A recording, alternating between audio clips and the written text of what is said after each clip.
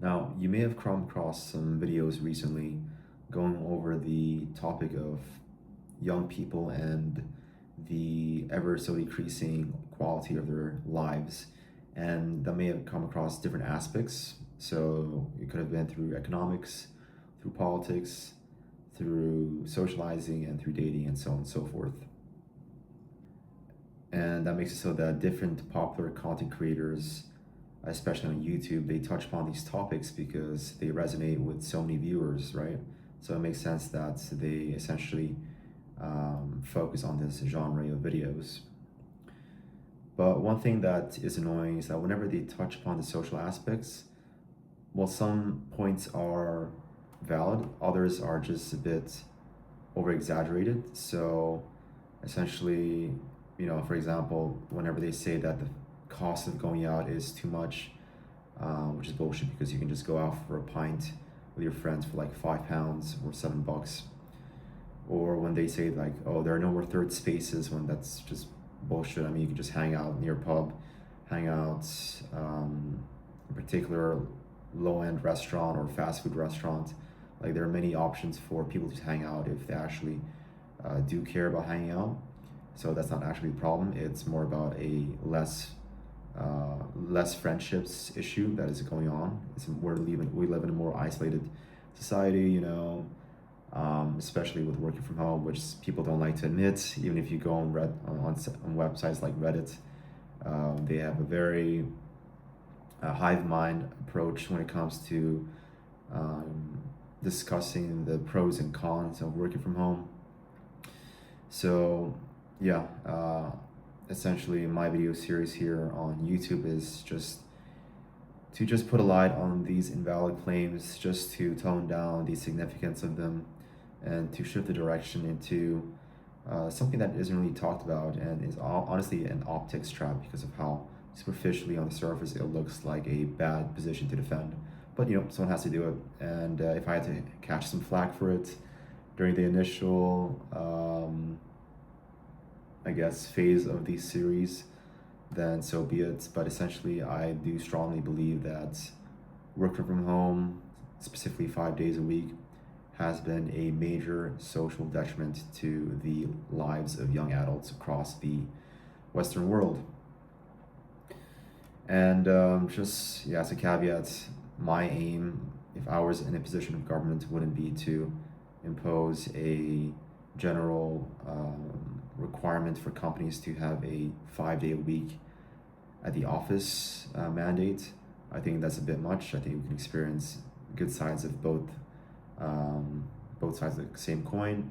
And if I were to put a policy into it, it would be a 2 day hybrid policy. But of course, I actually have to highlight the benefits of the unseen subtle benefits of having a regular setting that you meet people your own age at, as a way to show why it has been such a significant decline in the social health of young adults, coincidentally, since COVID, right?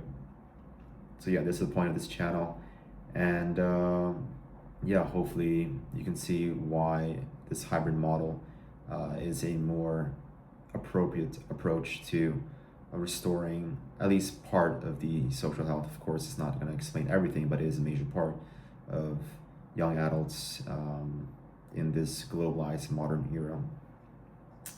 So yeah, my name is Kevin, and this is my attempt to become the most unpopular YouTube channel, and I hope you enjoy the fireworks.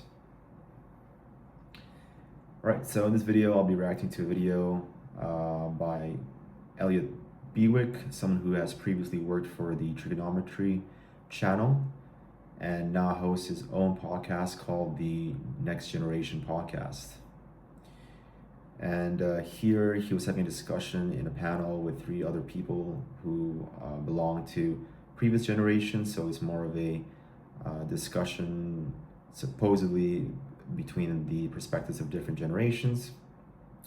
And whereas he may be right on certain points, such as the economic prospects of young Brits in this country, which may explain why some of them are leaving this country, The social aspects that he puts out are just simply regurgitations of the same spiel that has been circling the online sphere whenever it comes to this discussion online about the social aspect of young adults. So yeah, this is essentially my video of critiquing the guy, and I hope you enjoy. I'm one of the many Brits that are leaving the country, and I have left. So the last year I was traveling around, I went to Cape Town with a friend, and I fell in love with the place. Yeah, it's and amazing. Now I've moved there. Wow, we're losing. Well, we're going to talk about this, losing the young ones. Last week, you published an episode with the Conservative leader Kemi Badenoch, so let's take a look at that. Thomas Sowell famously said, there are no solutions, only trade-offs. Only trade-offs. What's the most important trade-off you're willing to make for the future of young people in the UK? To be honest, I think that everything needs to be on the table if we're thinking about the next generation. But London feels like the joy has been sucked out of the city. It's dirty, your phone gets stolen, you can't get a drink, everything's closing. Everything feels miserable. And I want young people to feel hope again. I don't want you guys to have to worry. And you should be able to go out into the world, whether you go to university or not, and have opportunity. I think every generation has a debt that it owes to the one coming after. So yeah, it just goes to show that just because a person is in a position of power, that they don't necessarily know what actually is needed in order to solve the situation. So yeah, this is even worse with this particular situation with young people, because in government it's typically comprised of old people, to put it frank. So they really are not going to have a good perspective on how the actual problem is for young adults nowadays. They hear from others, and others themselves, there's this problem where others may say optically pleasing arguments, when in reality they're actually just dog shit. So that can just trickle up to positions of government, which explains why across the Western world right here, they really haven't been doing so well as to what policies and decisions they need to do in order to improve the social health of young adults, improve the birth rates, because that's also something that is related to the social health, because the more socially healthy we are as a population, the better dating is, and by that extent, the better the fertility rates. So everything just is related to that sense. And yeah, it just leads them to look into the wrong things. So they provide, let's just say, I know I said the Western world, but also as an example, one of the countries that has one of the worst fertility rates recently is Japan. And essentially they offered different monetary incentives to try and prop up the fertility rate, but essentially that only really benefited those who were already couples, those who were going to be couples.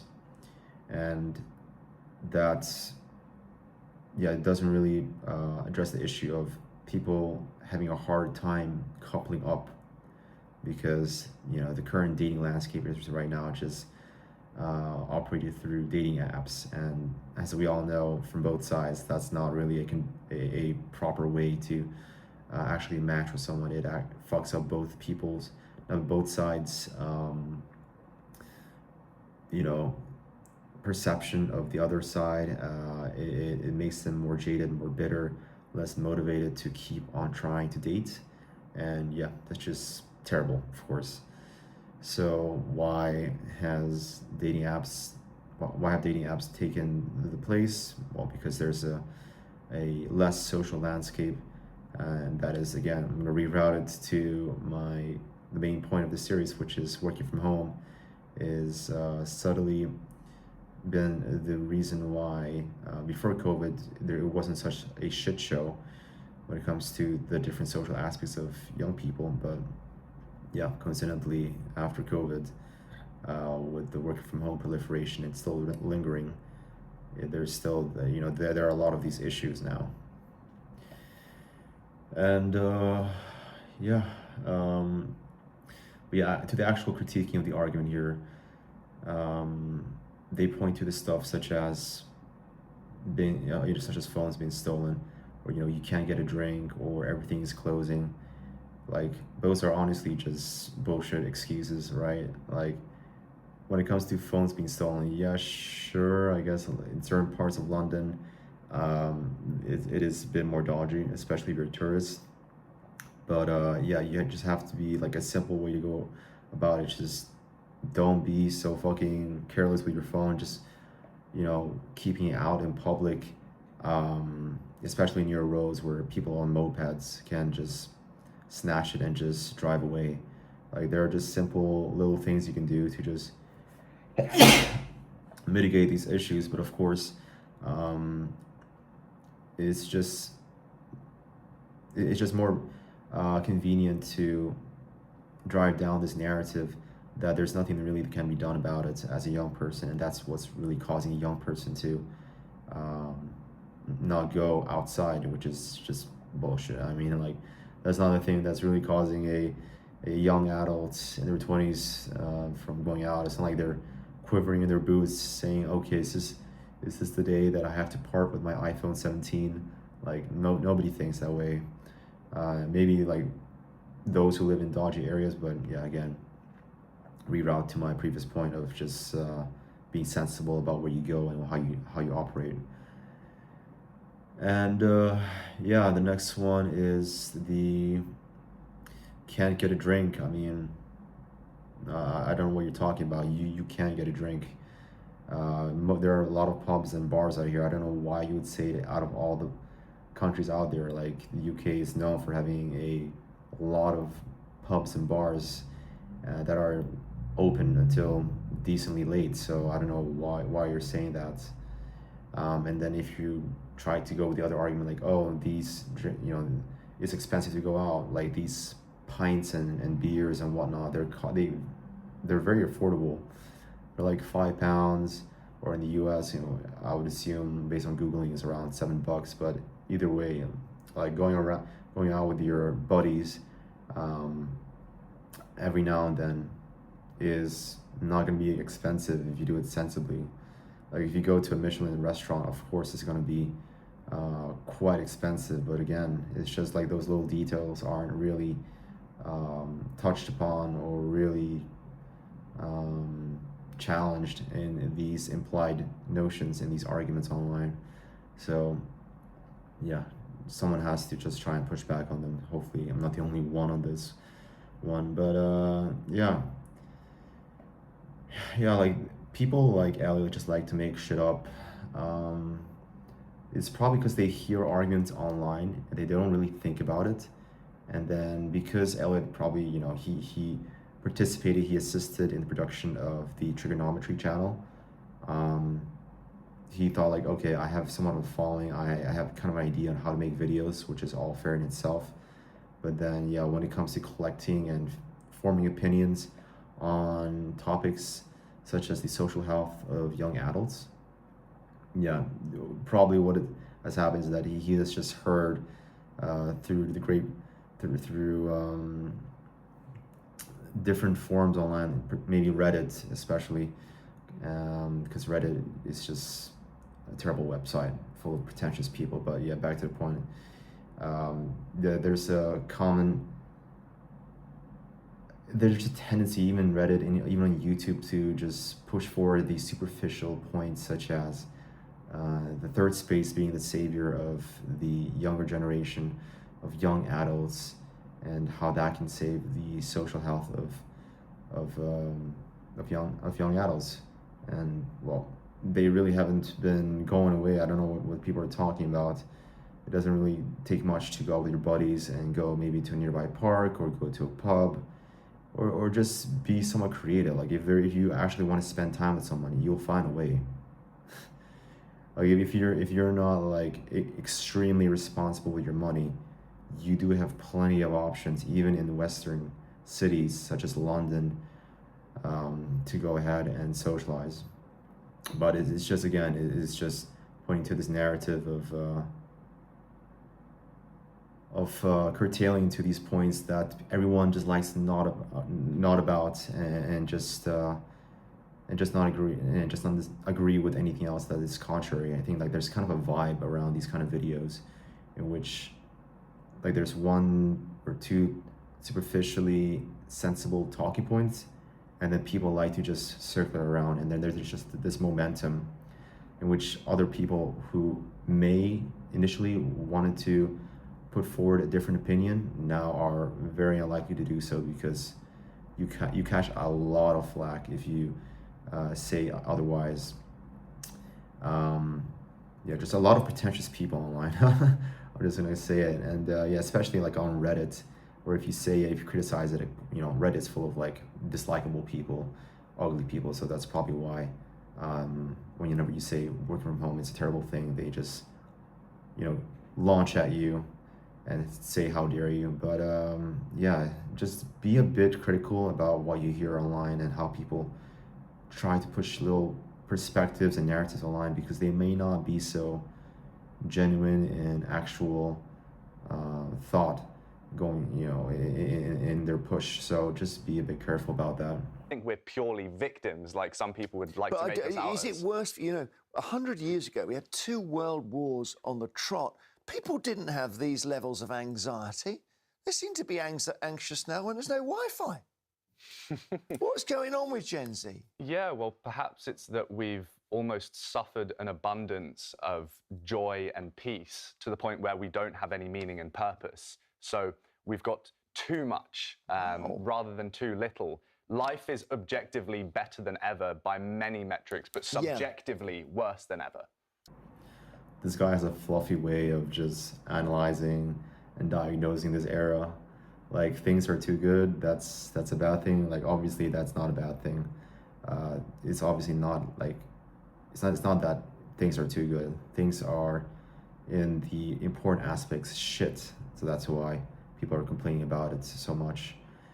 And yeah, I don't know what to tell you. Like, 2 seconds of basic thoughts will just make you realize that doesn't make sense at all. Like, would you say that to a struggling family that is making it difficult to meet ends, to pay the bills, would you say that to a rich family that can easily just book vacations, has a generally stress-free life, enjoys the status elevation upon others?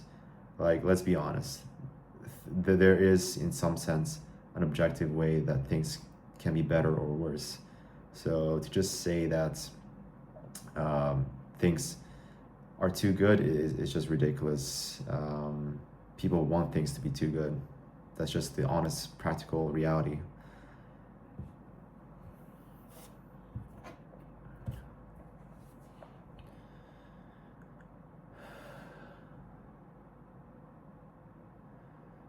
But yeah, he's somewhat accurate when he says that different metrics of life have improved over the past decades. So there's better technology, better medicine, there's better transport, education, and so forth.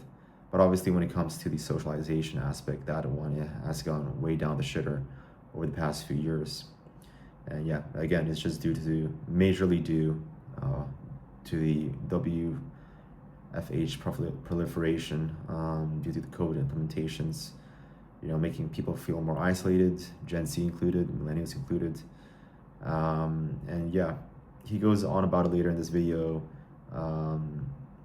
in inaccurate ways, such as, blaming the cost of living in the city, which is honestly, kind of bullshit depending on what you're talking about. If you're unemployed, obviously. But yeah, if you do have a job and you're sensible about it, like, you have to go, if you're starting out, you have to go out and go for these shared accommodations, which are like 800, 900 pounds. That's just what everyone has to do if they go on a starting salary, like 30K or something. You just have to do it and just shut up about it, because that's the start of your career. You shouldn't expect too much. And yeah, it also doesn't take much to get a drink or a bite with people that you are friends with every now and then, but the problem is that you don't have as many friends. that's the real cause. It's that simple. It's not that people don't want to go out with their friends. It's just that the superficial, you either don't have as many friends as would have been easy back then before COVID, or you do have friends, but they're quote unquote not as strong friends as you would like, because you probably have met them through superficial ways, like through hobbies, through third spaces, through social events. And I've made a recent video about this. If you want to check it out, just going over the elements that make a setting better for socializing or worse, and how counterintuitively those championed spaces are actually not that great, and regular spaces that are frequented by the same people, such as the workspace and even university, because that also has some percentage of distance learning. They actually present ironically a better environment to form these social relations with people your own age. The problem I see is more of a cultural one, where we need more spaces to hang out. There's been this death of the third space, where we have nowhere that's not education or work. Youth clubs, there you aren't mean, youth then? clubs, gyms are expensive. I used to have a youth club that I went to and it shut down. And I'll go to any other country, they have an abundance of AstroTurf pitches to play football on for free. That's a good point. In the UK, you have to pay for everything. But I don't know why this propagation is being done here, of this narrative in which you can't make friends at work or education. Like, if anything, those are honestly, I know it's a bit counterintuitive, I know it's not so cool to say, but yeah, they're just ideal settings to make and maintain social connections with, because they're places where you frequently meet with the same people over and over again. It's a kind of a low pressure social environment, because there's another activity that you focus on, whether it's studying, paying attention in class, or working in the office. Like, there's something that you can fall back on if you don't want to keep on socializing with someone else, or you want to perhaps you don't want to engage with a conversation that's taking place nearby you. Like, these are little things that kind of reveal the value of these subtle social settings, right? Because in the other settings, were such as social events, for example, like I went to several meetup events in which it was like socializing of 20 to 30 year olds in bars, and you could just feel like it wasn't there was quite a bit of forcing in these interactions. Like, you would have to try and sustain your interest in someone that's honestly that you didn't want to do, and yeah, you just don't have a break in there. Even if it's even worse as an introvert in these places, because you really don't have a good motivation to keep sticking in there, because these connections just feel so superficial and feel so forced, right? Because there's like a pressure, like, oh, it's an event, you have to socialize, but that ironically goes against the point of socializing. You're not supposed to have an expectation about it. You're not supposed to go there with the intent of, oh, I have to make friends. Like, that's not how friends are made. They're supposed to be made in a relaxed manner in some other activity. But yeah.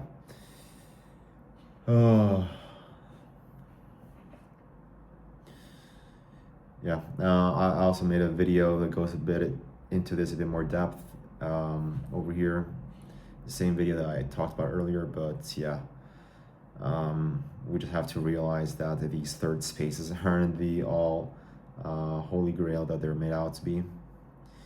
And yeah, it's even weird, because if you look back then as to the typical rates of coupling, one of the more popular ones back then, before dating apps and COVID took place, was meeting in college or university, because you had a long-term place to consistently meet and kind of get a gauge of the other person's energy, their personality, what they're into, how they speak to other people, what their long-term goals are.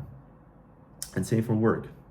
Also, yeah, that was also another source, um, that that was the case before these past few years.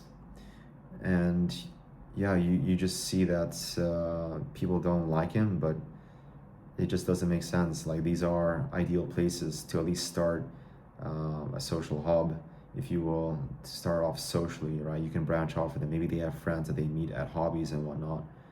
Um, but even then, hobbies themselves are difficult. So generally, this is a difficult situation um, to navigate, honestly. But if we look at what was previously in place and the coincidental rise in these kinds of videos, the time between COVID implementations of working from home and, all these people complaining that they're all more isolated and they feel more shit. It doesn't take a genius to realize that there's a big correlation between those two, those two events. So yeah, just to sit there and just evaluate education or even the workplace as not a place to form social connections is just absolute bonkers, and just shouldn't be taken seriously. Then he says expensive gyms. Like, what do you want about? Like, a quick Google search will just show you that gyms aren't that expensive. Most commercial gyms, like Pure Gym, offer you like a £30 a month membership. So if you can budget as an adult, which you should be expected to do, right? Because you are an adult. And of course, if you make sensible financial choices like choosing affordable accommodation in your early life, like going to a shared accommodation, £800, £900, something that you have to do.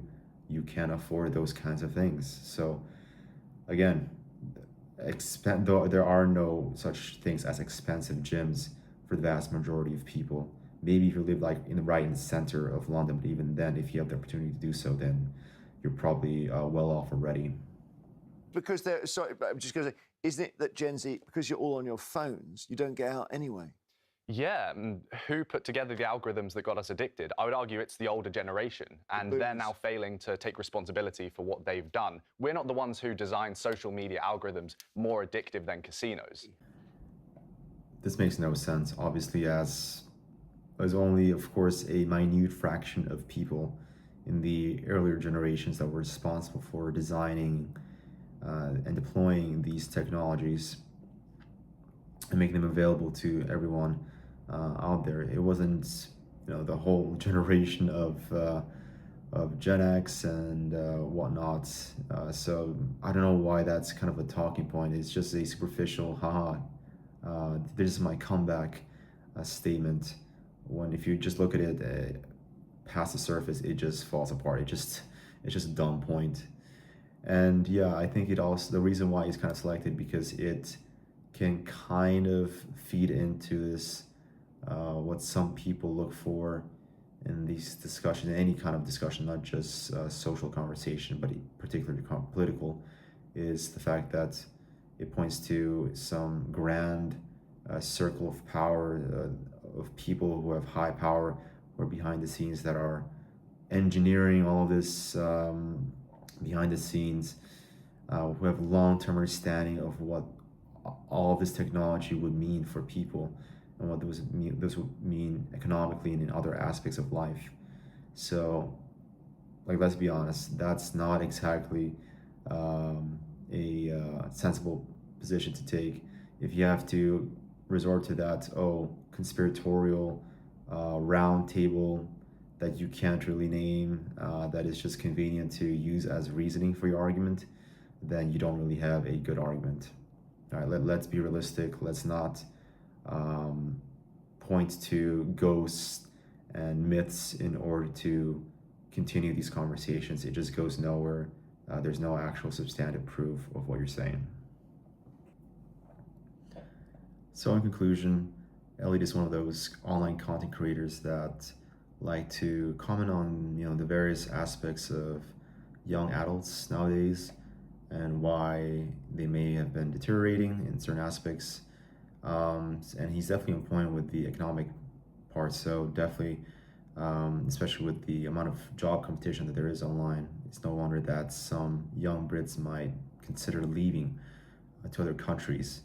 So that's not really an issue. But when it comes to the social aspect, I feel like some points are just hammered unnecessarily, and they are just propagated because it's more of a vibe check. If other people are saying it, and it kind of makes sense on the surface, then that's something that I'm also going to say.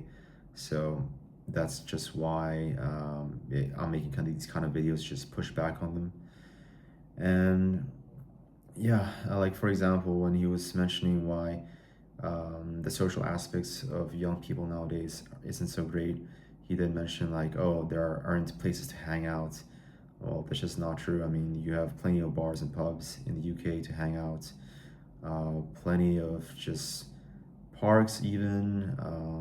Maybe you can even hang out at one's own place, and maybe go to the cinema. Like there's just so many options out there, and that you can do, and not, burn a hole into your wallet to do so. And yeah, they're not expensive.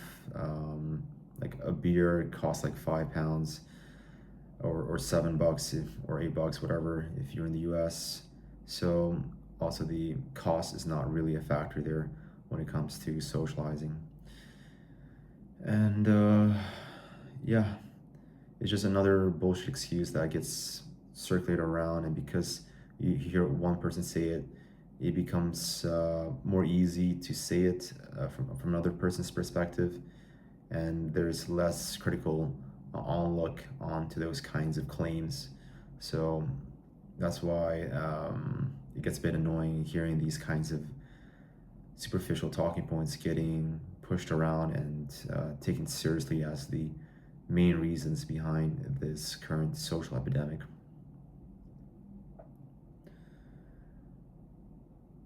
But yeah,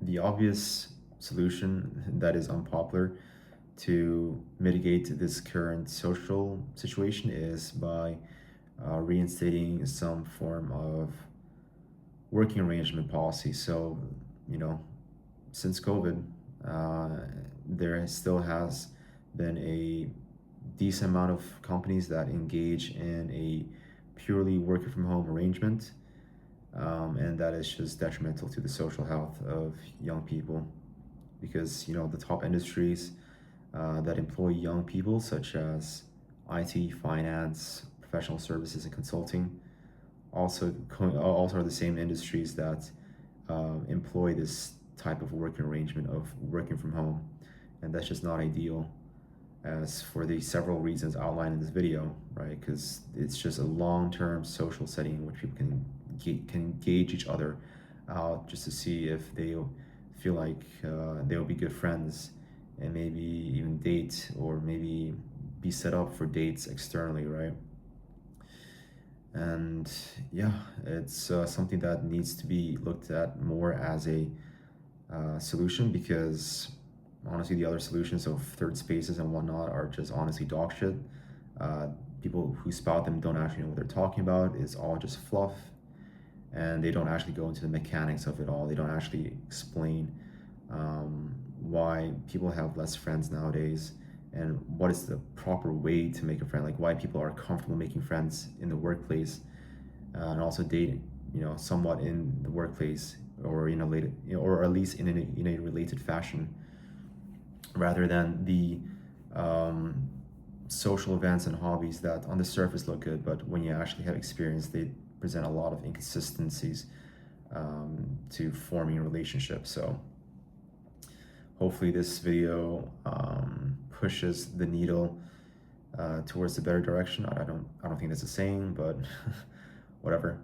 But yeah, hopefully you liked what I have to say.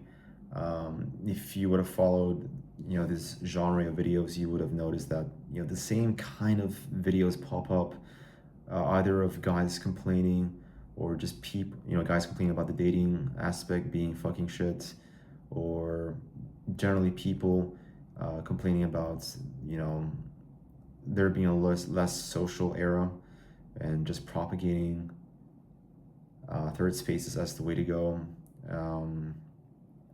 yeah, they just don't look into the right things, in my opinion. And yeah, we just need to look at this more realistically and not just hang on to these superficially popular solutions to restore the social health of young adults across the world. My name is Kevin, and I hope you enjoyed that. I'll be making more videos in the future going over this kind of topic, or reacting to others, and hopefully, if you think I'm right or wrong, let me know in the comment section, because we should all be open to different perspectives, especially this one that is unpopular, that isn't given the fair light that it deserves, and that for some reason is just hidden under the rug, even though it correlates very strongly with the with the timing of the social decline amongst young people. So yeah, have a good one.